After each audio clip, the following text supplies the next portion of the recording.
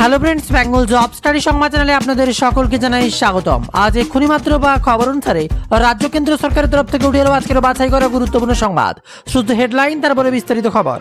তৃণমূলের পুরনো নেতারা যখন বিজেপিতে যোগদান করছে প্রায়, আর যখন সংবাদ মাধ্যম চুপ, এমনই সময় গোটা বাংলার নজর পশ্চিমবঙ্গের দিকে।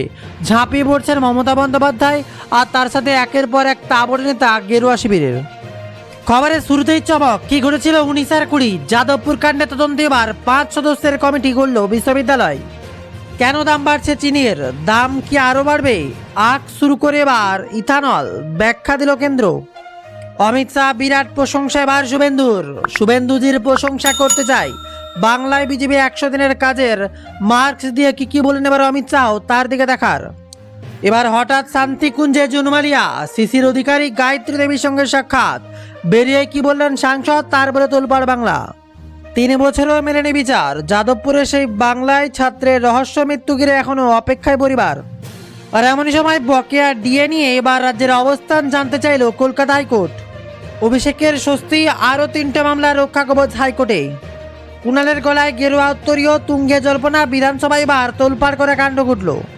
যাদবপুরের ঘটনায় 3 সদস্যের কমিটি 37 ঘন্টা পর এবার অভিযোগ দায়ের। আগে ক্লাস নাকি জনগণনার কাজ, কি করবেন শিক্ষকরা, স্পষ্ট করে দিল এবার হাইকোর্ট। শুভেন্দুর আমলে ফোন করলেই পারমিশন, চিঠি যায় পরে, বললেন এবার অমিত শাহ। ছেলেকে বাঁচানোর চেষ্টা, পাহাড় থেকে পড়ে মৃত্যু বাবা ছেলের, আর ঝাঁপ তার পরিমায়ের। আর এবার আপনার কাছে কটা ফোন নম্বর রাখার নিয়ম, এবার কড়া নিয়ম বেঁধে দিল কেন্দ্র। যদি আপনার কাছে মোবাইল এবং একাধিক সিম থেকে থাকে, সাবধান হন, না হলে পড়বেন বিপদে। আসছি তার সাথে এবার লক্ষ্মীর ভাণ্ডারের পর অন্নপূর্ণা ভাণ্ডার নিয়ে ঝামেলা চলছেই। বহুজনের নাম বাদ। যেখানে আগে 1,500 টাকা সবার অ্যাকাউন্টে ঢুকতো, এবার তার অর্ধেকেরও কম হয়ে গেছে।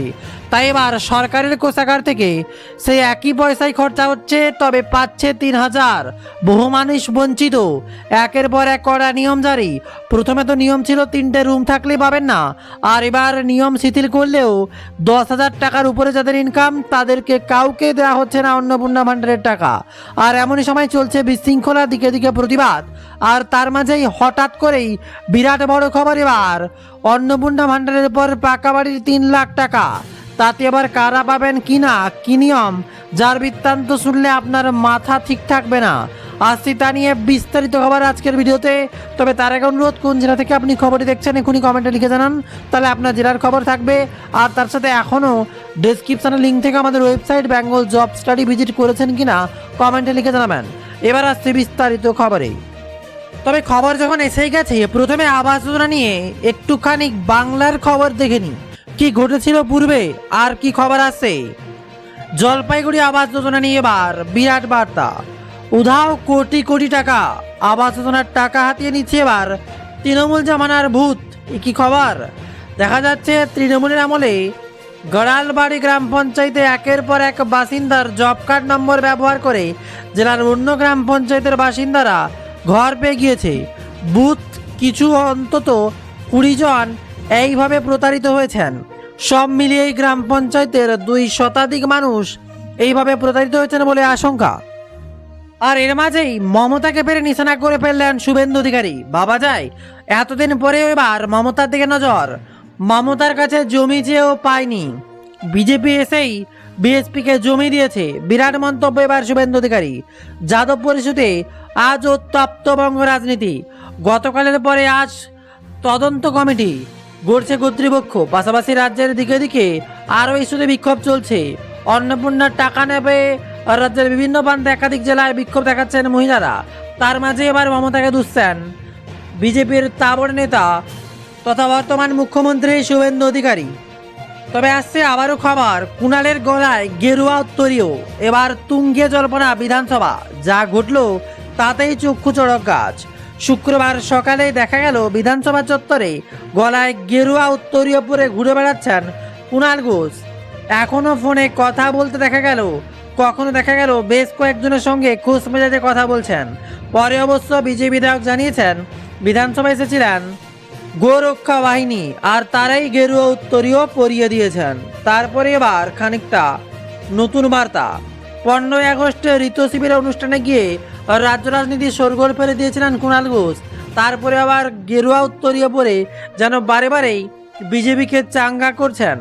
আর তার মাঝে স্পষ্ট করে জানিয়ে দিলেন কেন তিনি গেরুয়া উত্তরীয় পরে গেছিলেন। আর এবার আসছি যাদবপুর কাণ্ডের রসদ খুলতে। কি ঘটেছিল এবার 19 আর 20 যাদবপুর কাণ্ডে তদন্তে 5 সদস্যের কমিটি করলো এবার বিশ্ববিদ্যালয়। নতুন শুভশঙ্কর সরকার। ঘটনা শুরু বুধবার রাত 9টায় ইঞ্জিনিয়ারিং ছাত্র সংগঠন ফুডসের ডাকে যাদবপুর বিশ্ববিদ্যালয় অরবিন্দ ভবনে চলছিল বৈঠক।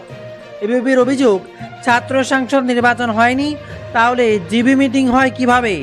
এখান থেকে ঘটনা সূত্রপাত। শুরু হয় বামপন্থী ছাত্র সংগঠন এবং এবির মধ্যে বচসা, তারপরে গড়ায় হাতাহাতি। আর গত 19-20 আগস্ট বিশ্ববিদ্যালয় ক্যাম্পাসের ভেতরে যে ভাঙচুর ঘটনা ঘটেছিল, সে যে ঘটনা ঘটেছে তার তদন্ত কমিটি গঠন হয়েছে এবার। আর এমনই সময় বাংলা যখন উত্তেজনা, গদগদ প্রশংসা করছেন শুভেন্দুর প্রশংসা করতে চাই। বাংলার বিজেপির 100 দিনের কাজের মার্কস দিয়ে এবার কি বলেন অমিত শাহ, তাতে তোলপাড় গোটা বাংলা। সম্প্রতি 100 দিনের পূর্ণ হয়েছে বাংলার নতুন ও প্রথমবার বিজেপি সরকারের। ভোটের আগেই যা যা প্রতিশ্রুতি দিয়েছে বিজেপি, মুখ্যমন্ত্রী হিসেবে শপথ নেওয়ার পর শুভেন্দু অধিকারী তার 43% কাজ সম্পন্ন করেছেন বলেই জানিয়েছেন কেন্দ্র স্বরাষ্ট্রমন্ত্রী অমিত শাহ। শুক্রবারই শিলিগুড়িতে মন্তব্য করেছেন, বক্তব্য দিয়ে এমনই শুভেন্দু অধিকারীর সঙ্গে তার ব্যক্তিগত সম্পর্কের কথাও প্রকাশ্যে আনলেন শাহ। আর তারপরে তোলপাড় গোটা বাংলা। এর মাঝে আরও রহস্য থাকছে। 3 বছরে মেলেনি বিচার। যাদবপুরে সেই বাংলার ছাত্রের রহস্য মৃত্যু ঘিরে এখনো অপেক্ষায় পরিবার। আর এমনই সময় আরজিকর কাণ্ডে অভয়ের বাবার চিঠিতে নাম, দেহ তড়িঘড়ি করে দাহ করার অভিযোগ, মামলা, জামিন। এবার উঠে এলো নতুন করে খবর। আরজিকর কাণ্ডে অভয়ের বাবার চিঠিতে এবার নাম, দেহ তড়িঘড়ি করে কারা দাহ করেছে তার অভিযোগ। মামলায় জামিন পেলেন সঞ্জীব, তবু 8 দিনের জেল হেফাজত কেন? উঠছে এবার নতুন করে বার্তা। আরজিকর কাণ্ডে তিলোত্তমার দেহ জোর করে দাহ করে দেওয়ার ঘটনায় পানিহাটির প্রাক্তন বিধায়ক নির্মল ঘোষ ও পানিহাটির সিপিএম প্রাক্তন কাউন্সিলর সঞ্জীব মুখোপাধ্যায় গ্রেপ্তার করেছিল পুলিশ। হেফাজতে পাঠানো হয়েছিল। আজ শুক্রবার তাকে পুনরায় ব্যারাকপুর আদালতে তোলা হয়। 2টি মামলা তার জামিন মঞ্জুর করেছেন বিচারপতি। তবে খড়দহ থানায় দায়ের হওয়া অন্য এক মামলায় তাকে জেল হেফাজতে পাঠানোর নির্দেশ দেওয়া হয়েছে। খড়দহ থানার 432/26 এই মামলায় এবার নতুন করে উঠছে সরগরম। আর এমনই সময় মমতাকে আরও দুষেছেন, আমি এসেছি বলেই তাড়াতাড়ি চালু করো। পশ্চিমবঙ্গে জনগণনা আটকে রাখা নিয়ে মমতাকে দুষলেন এবার মুখ্যমন্ত্রী শুভেন্দু অধিকারী। শুধু রাজনৈতিক দলের পরিবর্তন নয়, পশ্চিমবঙ্গের কাজের ব্যবস্থার আমূল বদল করা হয়েছে। শিলিগুড়ির বিরাট ময়দানে বার্তা দিলেন এবার অমিত শাহ, তার সাথে শুভেন্দু অধিকারীর বিরাট বক্তব্য। একই সঙ্গে প্রাক্তন মুখ্যমন্ত্রী মমতা বন্দ্যোপাধ্যায়কে রাজ্যে জনগণের কাজ আটকে রাখার জন্য দায়ী করে দুষলেন এবার বর্তমান মুখ্যমন্ত্রী শুভেন্দু অধিকারী। তার বক্তব্য, প্রধানমন্ত্রীর আশীর্বাদে রাজ্যপাল আমাকে কলকাতার ব্রিগেড প্যারেড গ্রাউন্ডে মমতা বন্দ্যোপাধ্যায়ের আটকে রেখেছিলেন যেই সেন্সর, সেগুলো করতে পারছি কারণ শপথ বাক্য পাঠ করিয়েছেন আমাকে। সেজন্যই 2025 সালে সেন্সাস চালু করার জন্য চিঠি দিয়েছিলেন। আমি এসেই বলেছি তাড়াতাড়ি চালু করো। তিনি আরও বলেন, ভারতীয় ন্যায় সংহিতা 2024-এর সাথে চালু হয়েছে। যেখানে বিজেপি সরকারের কাছে নেই সেখানে বিএনএস চালু হয়েছিল। শুধুমাত্র তৃণমূল পশ্চিমবঙ্গের বিএনএস চালু করেনি।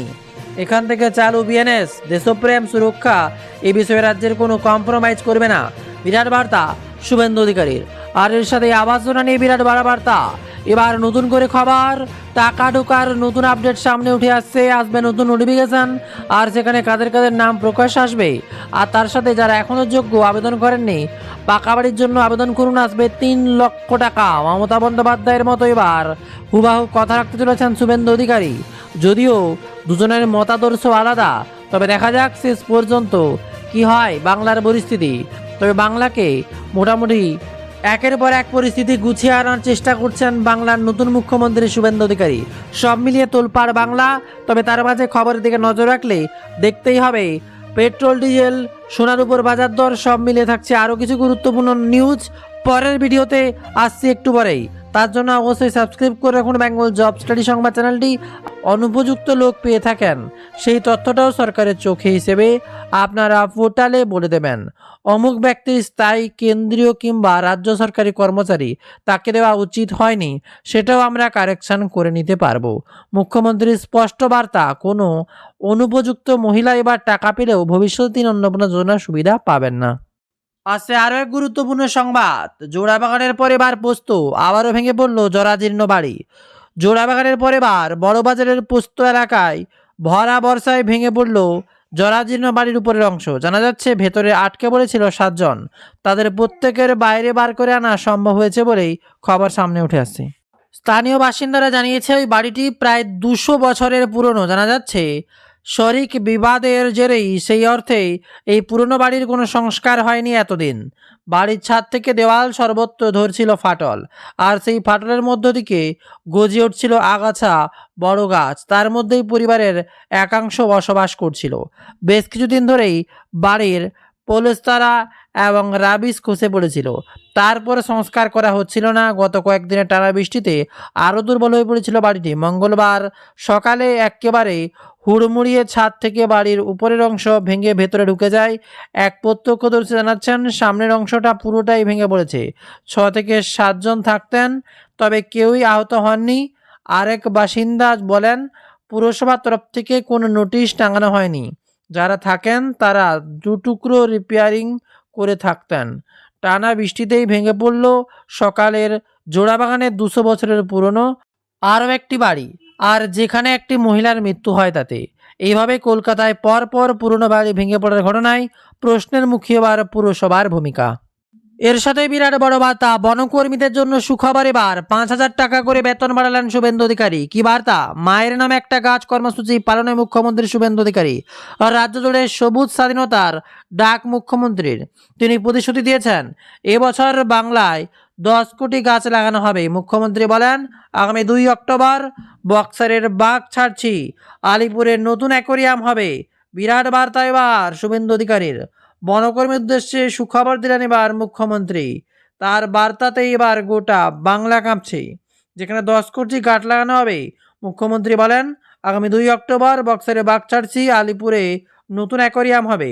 তারপর তার সংযোজন দুর্গাপুজোয় 500 রেঞ্জ বাড়ানো হলো বেতন, 5,000 টাকা করে বৃদ্ধি করা হয়েছে। বিট অফিসারের বেতন বাড়ানো হয়েছে 5,000 টাকা, ফরেস্ট গার্ডের বেতন বাড়ানো হয়েছে 5,000, আর বনসহায়কদের বেতন বাড়িয়ে 2,000 বাড়ানো হলো। আর বৃষ্টি মানে বিপদ, একের পর এক ঘনিয়ে আসে। ছাদে কাপড় মেলায় তারে ইলেকট্রিক লাইন, আর ছুঁতেই বিদ্যুৎস্পৃষ্ট মহিলা, বাঁচাতে গিয়ে মৃত্যু দেওর বৌদির। কি কাণ্ড ঘটলো এবার!